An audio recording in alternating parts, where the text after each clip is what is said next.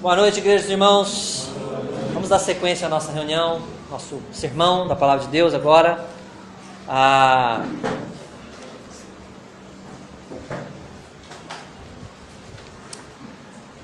Já parou para pensar? Talvez você, durante a semana, pensou nisso. Por que Deus permitiu que aquelas crianças tão pequenas, lá de Janaúba, norte de Minas, morressem pelas mãos daquele homem que tocou fogo naquela creche? Nós estamos falando sobre a soberania de Deus, acabamos de cantar isso, que Deus é soberano. Mas se Deus é soberano, por que Deus permitiu? Por que Deus deixou que isso acontecesse? É uma pergunta difícil, não é? Será que Deus é injusto? Será que Ele foi injusto? Muitas outras perguntas poderiam surgir. Será que, se Deus é soberano, por que Ele permite pessoas nascerem deficientes? Sendo que elas não fizeram nada, nasceram assim. Ou será, por que Deus permite que pessoas adquiram deficiências? Às vezes que elas nem procuraram. Às vezes foi uma fatalidade.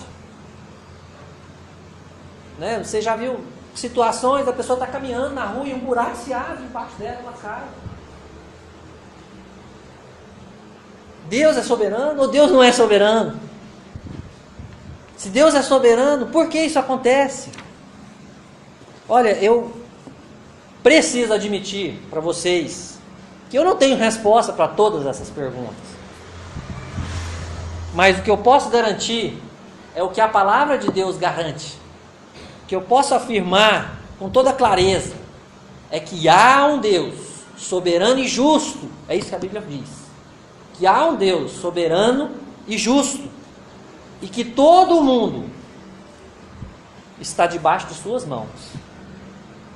E ainda, que a Bíblia diz que Deus ele cumprirá todos os seus propósitos. Os seus propósitos eternos serão cumpridos. Eu posso dizer, além disso, que a Bíblia também afirma com toda segurança que todos os seres humanos são pecadores.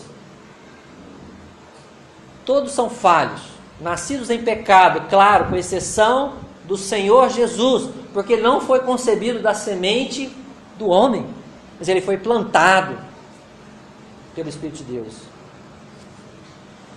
A Bíblia diz que todos são pecadores, todos estão mortos espiritualmente antes de se converterem a Cristo. A Bíblia diz que todos são chamados inimigos de Deus sem Cristo. A Bíblia diz que são chamados de filhos da ira, porque estão destinados a receberem a ira, o julgamento de Deus por causa do seu pecado contra Deus.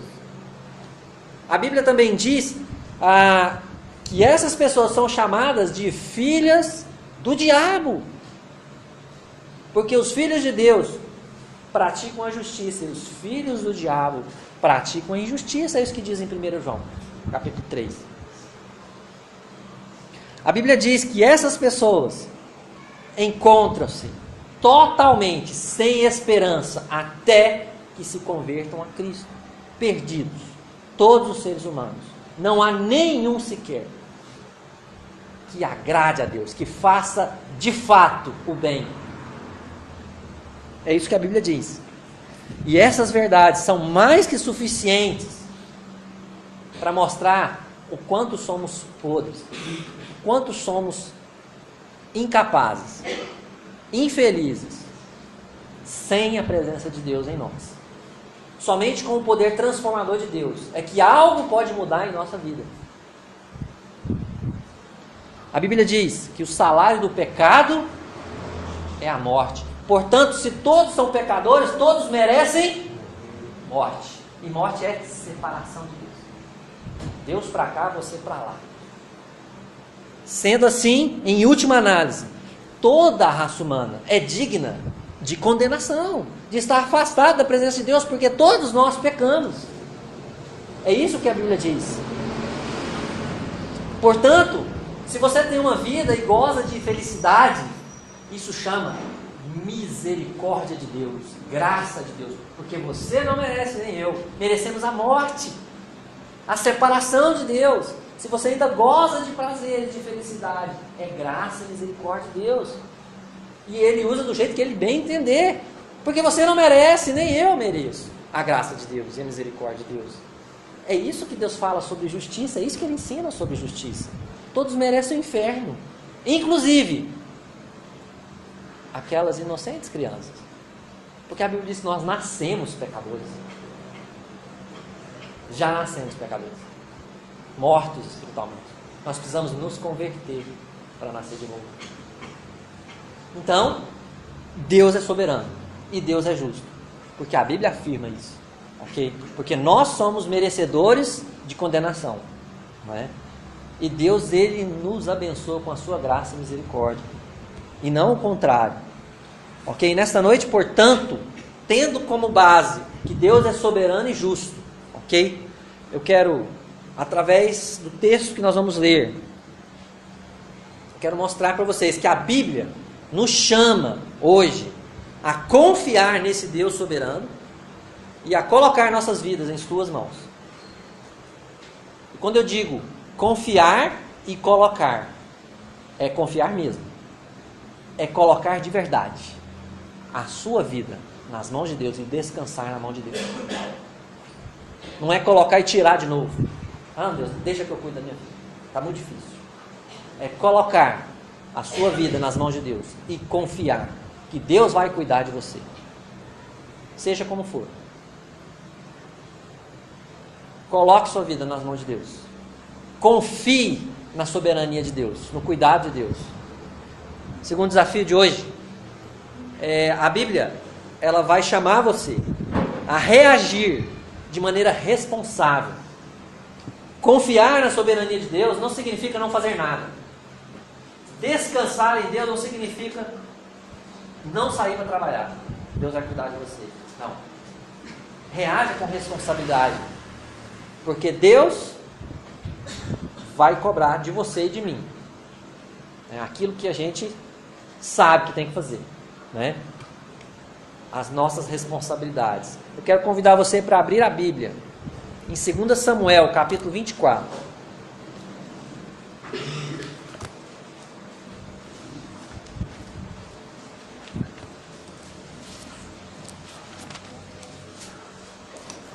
O texto de hoje vai falar sobre o rei Davi. 2 Samuel 24, os versos 1 a 10.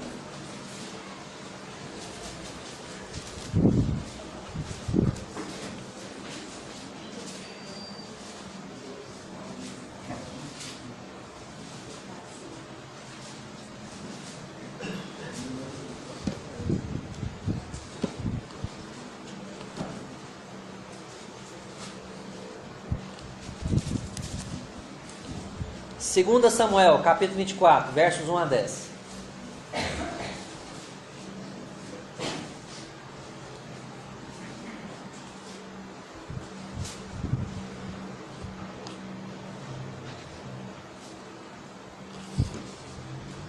Leitura. Presta atenção. Tornou a ira do Senhor a acender-se contra os israelitas. E ele incitou a Davi contra eles, dizendo: vai, levanta o censo de Israel e de Judá. Disse, pois, o rei a Joabe, comandante do seu exército: percorre todas as tribos de Israel, de Dan até Berseba, e levanta o censo do povo, para que eu saiba o seu número. Então disse Joabe ao rei: ora, multiplique o Senhor teu Deus a este povo 100 vezes mais. E o rei meu senhor o veja. Mas por que tem prazer nisso o rei meu senhor? Porém a palavra do rei prevaleceu contra Joabe e contra os chefes do exército. Saiu, pois, Joabe com os chefes do exército da presença do rei a levantar o censo do povo de Israel. 5. Tendo eles passado o Jordão, o rio Jordão, acamparam-se em Aroer, à direita da cidade que está no meio do vale de Gade, e foram a Jazer. Daqui foram a Gileade e chegaram até Cádiz, na terra dos heteus. Seguiram a Dan-Jaanã e viraram-se para Sidom. Chegaram à fortaleza de Tiro e a todas as cidades dos heveus, dos cananeus, de onde saíram para o Neguebe de Judá a Berseba. Assim percorreram toda a terra, e ao cabo de 9 meses e 20 dias chegaram a Jerusalém. Deu Joabe ao rei o recenseamento do povo. Havia em Israel 800.000 homens de guerra que puxavam da espada, e em Judá eram 500.000. Versículo 10. Sentiu Davi bater-lhe o coração, depois de haver recenseado o povo, e disse ao Senhor: muito pequei no que fiz, porém agora, ó Senhor, peço-te que perdoes a iniquidade do teu servo, porque procedi muito loucamente. Vamos orar mais uma vez. Querido Deus, eu te peço direção, eu te peço, Deus, graça e misericórdia, para que a leitura, a explicação, a aplicação da sua palavra possa transformar essa igreja nessa noite, Pai, em nome de Jesus, amém. Irmãos, eu quero trabalhar alguns fatos que a gente pode observar nesses 10 versículos, tá? Então, o primeiro fato aqui a ser observado, tá? Muito interessante. Diz o versículo 1 que a ira do Senhor se acendeu sobre os israelitas, sobre os judeus. A Bíblia não fala por quê, tá? Mas só fala que a ira do Senhor voltou, inclusive, né? Se você presta atenção, ó, versículo 1. Tornou, quer dizer, voltou, né? A ira do Senhor a acender-se sobre os israelitas, porque já tinha acontecido por muitas vezes. E mais uma vez, Deus se irou contra aquele povo. Não sabemos por quê. Talvez, ou muito provavelmente, porque eles estavam em pecado, estavam fazendo alguma coisa de errado. E a ira do Senhor se acendeu sobre os judeus. E aí, esse é o primeiro fato. A ira do Senhor se acende sobre o seu povo, não é? Deus, Ele ama o seu povo. E por causa do seu amor, Ele disciplina o seu povo, não é? A gente vai aprender um pouco mais sobre isso hoje, tá? Segundo fato importante desse texto. Ainda o versículo 1 diz que o Senhor incitou Davi contra eles, dizendo: vai, levanta o censo de Israel. Uai, mas isso está estranho, né? Deixa eu ler de novo, será que é isso mesmo? Versículo 1.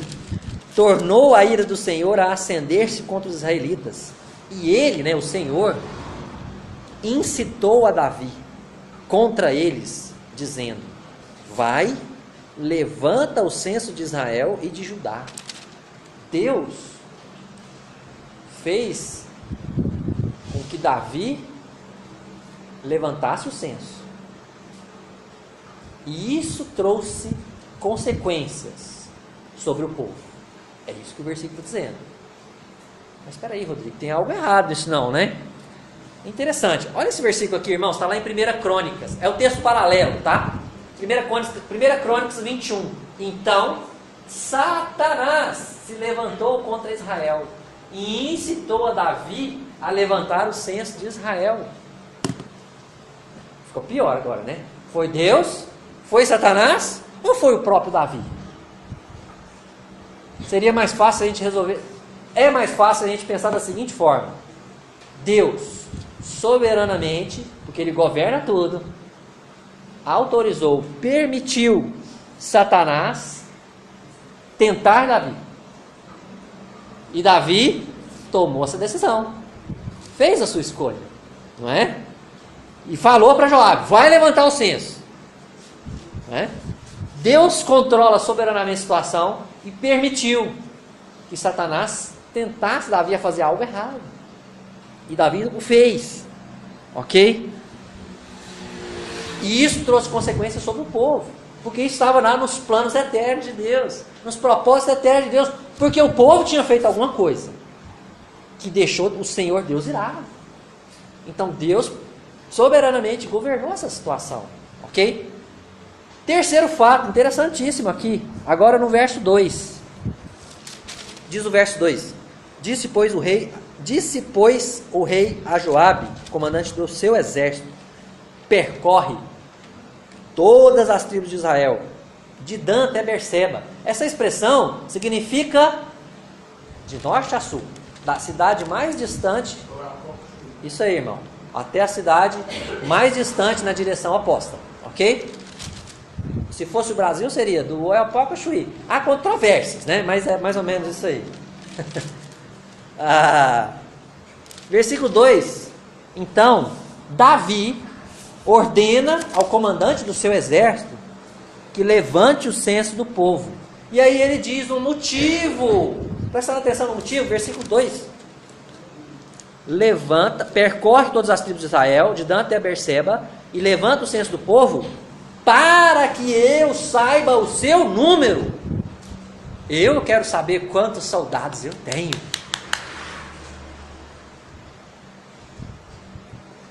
De fato, a Bíblia não explica claramente aqui, né, a intenção de Davi.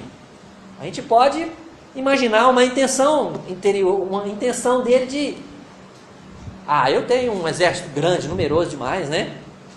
A Bíblia não descreve exatamente qual é o pecado, mas mostra o caminho, dá uma dica. O pecado estava aqui, no coração dele. Ele queria saber o número, não é? Gente, irmãos queridos, o ato de fazer um censo em si não é errado. Deus já tinha mandado Moisés fazer 2 censos, lá em Deuteronômio. Por 2 vezes, Deus ordenou Moisés que fizesse o censo, e isso não foi considerado pecado. Então, não é o ato de fazer o censo que era errado, mas a intenção, o motivo pelo qual aquele censo foi feito no coração de Davi, ok? Tanto é que o próprio comandante do exército tem uma reação. Versículo 3. Então disse Joabe ao rei: ora, multiplique o Senhor teu Deus a este povo 100 vezes mais. E o rei, meu senhor, o veja.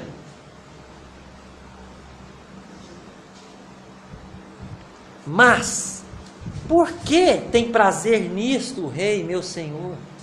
Para que você quer saber o número? Que Deus multiplique e o senhor vai ver a quantidade de pessoas. Mas para que isso? Olha, o próprio comandante do exército, Joabe, percebe claramente algo de errado na intenção do rei, no coração, na ordem que o rei deu, de contar. Eu quero saber o número, a quantidade exata de soldados.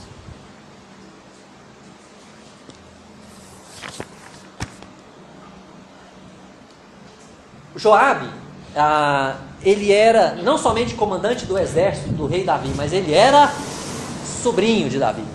Ele era parente chegado da família. E Joabe deu uma repreensão no rei, sutil, mas foi uma repreensão. Que é isso, tio? Né? Vamos dizer assim, né? Só que ele falou com toda a reverência, né? O rei, meu senhor. Mas, tio, para que isso? O senhor não precisa disso. Para que o senhor quer saber isso? Mas diz o versículo 4: porém, a palavra do rei, a autoridade sobressaiu aqui, né? Quem manda aqui sou eu, vai e faz, ok? Só obedece. Joabe foi obediente, foi e fez, ok? Quanto tempo durou? 9 meses e 20 dias. Foi um trabalho árduo, ok? Joabe, então, ele traz um relatório ao rei. Olha, nós contamos 800 mil soldados no exército de Israel, 500 mil soldados no exército de Judá. Está aqui, rei. E interessante, versículo 10. Aí ele fala toda a extensão da terra que ele percorreu, né? Quando chega no versículo 9, Joabe deu ao rei o recenseamento, o resultado, ok? Versículo 10. Sentiu Davi bater-lhe o coração, depois de haver recenseado o povo. 9 meses e 20 dias depois. Ixi, não foi bom o que eu fiz. O Senhor, Deus, tocou o coração de Davi, pôs a mão lá e mostrou o que estava errado. E ele se arrependeu, ele se humilhou perante Deus, né? Porque olha, Deus, sem a ação de Deus, o homem não é capaz de se arrepender. Vocês concordam comigo? Sem a ação de Deus no coração do homem, o homem não é capaz de se arrepender. Deus tocou o coração daquele homem. 9 meses e 20 dias depois, diz aí o texto, sentiu Davi bater-lhe o coração, depois de haver recenseado o povo. E disse ao Senhor, ele reconheceu ao Senhor a gravidade do pecado, a profundidade do erro dele, e ele se rasga em oração perante Deus. Irmãos, presta atenção nas palavras de Davi. Olha, uma coisa que eu preciso dizer é o seguinte: a gravidade do pecado não tem a ver com aquilo que você faz, mas tem a ver contra quem você faz. Davi pecou contra Deus. Isso é grave. Não importa o que ele fez, ele pecou contra Deus, e ele sente esse peso. Versículo 10. Sentiu Davi bater-lhe o coração, depois de haver recenseado o povo, e disse ao Senhor, as palavras de Davi: muito pequei no que fiz. Uma outra tradução diz: pequei gravemente. Gravemente. Pequei para valer. Foi sério meu pecado, Senhor. Porém agora, ó Senhor, peço-te que perdoes a iniquidade do teu servo. Segunda frase de Davi: perdoes a iniquidade de teu servo. Olha, Davi se rasga numa oração de arrependimento profundo diante de Deus. Perdoa, Senhor, a minha iniquidade. Terceira frase: porque procedi muito loucamente. Senhor, eu não sei onde eu estava com a cabeça quando eu mandei Joabe fazer isso. E o Senhor, eu sei, porque Deus já tinha planejado isso, né? E tem uma outra tradução que diz: eu procedi muito loucamente. Eu procedi uma insensatez. E eu quero puxar vocês lá para o versículo 17, que Davi fala com Deus novamente e diz: vendo Davi ao anjo que feria o povo, falou ao Senhor e disse: eu é que pequei, eu é que procedi perversamente. Davi confessa o seu pecado, reconhece o seu pecado para Deus, perversamente. E aqui eu quero chamar uma coisa importante, uma pequena aplicação aqui para a gente, tá? Não importa quanto tempo passe que você peca, se é um dia, se é um mês, se são 9 meses, se são 20 anos, se é uma vida toda. Se Deus tocar o seu coração, arrependa-se do seu pecado. Confesse o seu pecado. Ah, já passou. Pecado não passa, irmão. Pecado precisa ser confessado e abandonado. É isso que a Bíblia ensina. Não importa quanto tempo passou. Se você desobedeceu sua mãe, seu pai, Deus está te incomodando, vai lá e pede perdão. Se você ofendeu sua esposa, seu marido, não importa quanto tempo faz, o seu irmão em Cristo, a sua igreja, o seu colega de trabalho, resolva. Não importa quanto tempo passou. Joia?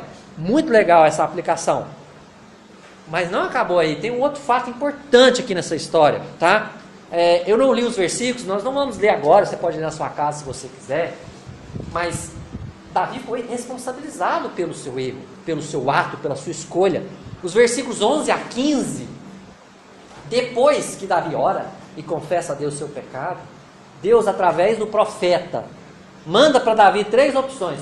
Certinho, Davi. Você tem 3 opções. Eu vou disciplinar você e o seu povo. 3 opções. Escolhe uma das 3. E Davi escolhe. E Deus disciplina. 3 dias de peste dentre o povo. O que Davi colheu? Não. O que Davi plantou? Ele colheu. O que o povo de Israel plantou, ele também colheu. Lá no versículo 1, você lembra do versículo 1? Tornou a ira do Senhor a acender-se contra os israelitas. E ele incitou Davi contra eles, porque eles fizeram algo contra o Senhor. Não é? Quantas pessoas morreram naqueles 3 dias? 70 mil judeus morreram. Por culpa de Davi? Também, mas não só por culpa de Davi, por culpa deles. Eles tinham pecado, eles tinham feito alguma coisa contra o Senhor, e o Senhor se irou contra eles. E disciplinou eles, usando toda essa situação. A nossa cabeça é tão pequena, né, tão limitada para entender esse jogo de situações que Deus coloca, não é? Mas nós podemos crer no que a Bíblia diz ser verdade, ok? Mais um ponto aqui para encerrar. Davi se mostrou pronto a se submeter à disciplina de Deus. Irmãos, isso é brilhante. O ser humano tem um coração duro como pedra. O ser humano não gosta de disciplina dele, querido. Cadê a Esther? Está aqui hoje, né? Chora, mas beleza, né? Ser humano não gosta de disciplina, não gosta de confronto, não gosta que chame atenção. Põe a mão aí não. Por quê? Vamos pôr assim. Quando Deus determinou a disciplina, Davi, sim, Senhor. E Deus descendo a peste sobre o povo, não é? Davi, Senhor, tem misericórdia, eu é que pequei. Davi não sabia, né, do que tinha acontecido. Achava que era só por causa dele. Eu é que pequei. Davi não ficou lá, Deus, por que o senhor está fazendo isso? Foi só um senso, foi quase nada. Tem gente que faz coisa muito pior e o senhor não faz nada. Ele aceitou a disciplina. Pelo contrário, se você presta bastante atenção, versículo 17, eu vou ler ele todo. Vendo Davi ao anjo que feriu o povo, falou ao Senhor e disse: eu é que pequei, eu é que procedi perversamente. Porém estas ovelhas que fizeram, seja pois a tua mão contra mim e contra a casa de meu pai. Só desce em mim a disciplina, Deus. Não toca neles, não. Isso é aceitar a disciplina, irmão. Completamente. Porque o ser humano fala: não, desce sobre eles a disciplina, sobre mim não. Não é? Eles fizeram muito pior. Eu só fiz um negocinho assim, entre irmãos, né? Entre irmãos tem isso, não tem? Ah, amanhã ele fez muito pior do que eu. Era, tia. Me deu uma risadinha aí. Irmãos, Igreja dos Irmãos, Deus mostrou a sua soberania nesse episódio. A Bíblia fala que ele incitou Davi. A Bíblia também fala lá em Crônicas, né, que ele permitiu a ação de Satanás. Porque se ele incitou Davi, e Satanás incitou Davi, e Satanás não pode agir sem autorização de Deus, Deus permitiu isso. Ele tomou iniciativa com um propósito claro, era disciplinar o povo. O povo fez alguma coisa contra Deus e deixou Deus irado. E Deus disciplinou o povo. Mas também não podemos esquecer a responsabilidade de Davi desse episódio. Porque Davi, ele se deixou iludir por um pecado. Eu quero saber o número. Eu quero saber quantos soldados eu tenho. Mas ele rejeitou a sutil repreensão do seu sobrinho. Ô tio, senhor, rei, para que o senhor quer saber isso? Vai, cu. Quem manda que sou eu. Ele teve a oportunidade, né? Falar, não, é mesmo, você tem razão. Ele não vai poder falar para Deus, mas ninguém me avisou, né? Ele teve a oportunidade de pecar, mas ele continuou. E ele foi punido pela escolha que fez, irresponsável, de fazer o censo do povo, desnecessário, de uma intenção errada no seu coração. Davi mostrou-se humilde para reconhecer seu pecado, clamar o perdão de Deus e a misericórdia, a perdão e a misericórdia de Deus, e receber a disciplina de Deus. Então o final foi maravilhoso, porque nós vimos em Davi que ele era um homem segundo o coração de Deus mesmo, porque ele peca como pecou, né, como cada um de nós peca, só que ele se arrependeu, se prostrou perante o Senhor. Então, desafios de hoje, queridos, tendo em vista tudo que nós aprendemos hoje, que Deus é soberano e justo, mas que cada um de nós responderá pelos erros que comete. Quero te desafiar nessa noite, em primeiro lugar, confiar nesse Deus soberano e colocar a sua vida nas mãos dele. Confie em Deus, ou coloque a sua vida nas mãos de Deus e fica lá na mão de Deus, descansa na mão de Deus. Ah, mas está difícil, eu não dou conta, não consigo. Descansa na mão de Deus. É o melhor lugar que você tem para ficar. Se você sair dali, vai ficar pior. Descansa na mão de Deus. Deus tem promessas maravilhosas, que Ele não dá provação maior do que você pode suportar. Quer uma promessa melhor que essa? Pelo contrário, juntamente com a provação, Ele dá o livramento da provação. Descansa na mão de Deus, irmãos. Deus é soberano. Se Ele está te levando para um lugar escuro, um lugar triste, um lugar sombrio, fétido, descansa na mão de Deus. Ele sabe o que faz. Ele tem promessa na sua vida. Davi falou: o Senhor é meu pastor, e nada me faltará, ainda que eu ande pelo vale da sombra da morte. Tu estás comigo. Não temerei, pois tu estás comigo. Teu bordão, teu cajado, consola. Confie em Deus. Segundo desafio, reaja de maneira responsável. Ah, então tudo é culpa de Deus. Opa! Você percebeu nesse episódio? Davi pagou pela escolha dele. Não é?